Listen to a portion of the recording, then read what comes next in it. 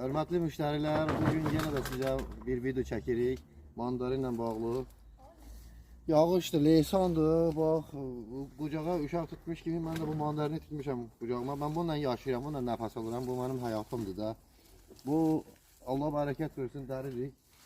Elə bilirlər ki, bu mandarin özü böyüyür də. Daha bilmirlər ki, bunun üçün gərək əziyyət çəkəsən. Çək videonu, mandarini göstər. Bunu göstər. Buna əziyyət çəkməlisən. Bu elə belədir. Gərək yayda yatmayasan. Buna su verəsən.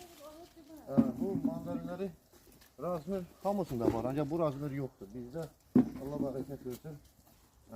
İstəyən bizlə əlaqə saxlasın. Gəl buranı göstər bir. Maşallah olsun. Bax. Görürsən? Bu elə belə olmur. Bunu gərək əziyyət çəkəsən. Bu üçün əziyyət. Ay vay vay. Zülümdür, zillət.